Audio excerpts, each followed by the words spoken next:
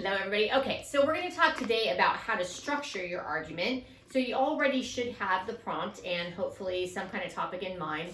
And you should have read the pages for today. And now I'm just going to kind of go over the highlights. So essentially, when you're getting ready to write this argumentative paper, you're going to kind of follow these guidelines just as a general guideline. So let's take a look here.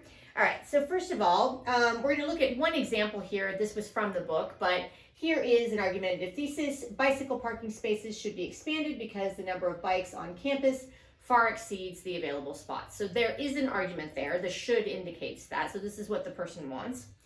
And then we're going to look at one thing that you can put in there is personal experience. So one thing they put is at least twice a week for 2 terms, he was unable to find a designated parking space for his bike. So that's a particular personal experience that he could talk about. Also anecdotes. So several of his friends told similar stories. One even sold her bike as a result. So giving that full story, full paragraph, telling those stories as a way to back that up as well. Also facts. He found out that the ratio of car to bike parking spaces was 100-to-1, whereas the ratio of cars to bikes registered on campus was 25-to-1. So we've got statistics specifically here. So if you can find statistics or graphs or anything like that, you can add those for logos. And last, authorities.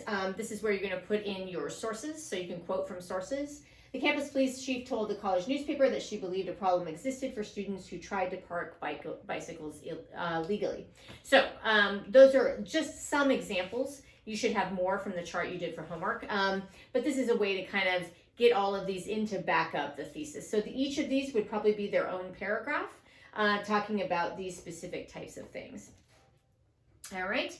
So here's a little bit of an outline. Number one, you want your claim. So here's another example. The federal government should ban e-cigarettes. That's basically the argument. That's what they want. Then we've got the qualifier, but only limited to public spaces. So that's specific of where they want them banned. The warrants are the Constitution promises to promote the general welfare. So in order to do that, they should ban them. That's what this person's arguing. And citizens are entitled to protection from harmful actions by others. So they basically they want them to be banned so that there's no secondhand smoke and that kind of thing. All right, good reasons. So number one, e-cigarettes have not been proven to be harmless. So that secondhand smoke may be hurting the people around them. E-cigarettes legitimize smoking. So it's basically just a lot of, it's very similar to smoking, so it legitimizes it. And e-cigarettes are aimed to recruit teens and children with flavors like bubblegum and cotton candy, so appealing to the younger subset, getting them to smoke earlier on. All right, next, backing. The United States is based on a political system that's supposed to serve the basic needs of its people, including their health. So now bringing the government and laws into it. So now we're saying this is why they should be banned. Evidence, analysis of advertising campaigns that reveal direct appeals to children. So if we look at ads specifically for e-cigarettes and we see that they are marketed specifically to younger people, that backs up their claim from earlier that it's marketed specifically to younger people and gets them smoking earlier on.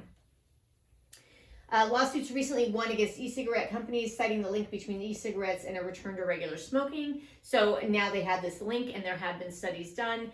People that are smoking the e-cigarettes, there is the link to the regular smoking. So the claims that there isn't that link, not true. Examples of bans on e-cigarettes already imposed in many public places. So it's already been started. So now they just want it banned everywhere in public spaces. All right, authority.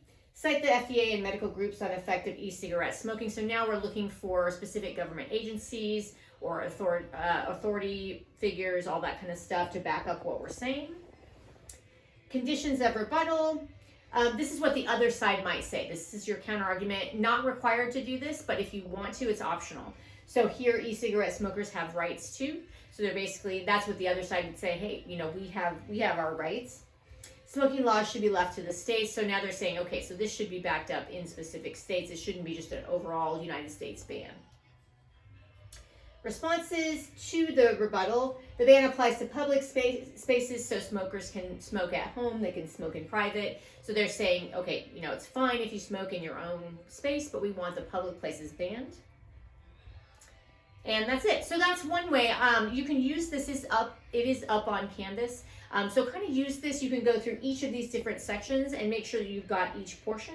And then those would each be paragraphs. So that's one way to outline it. You don't necessarily have to have all of this, but they are good things to consider and to have in there. All right, thank you.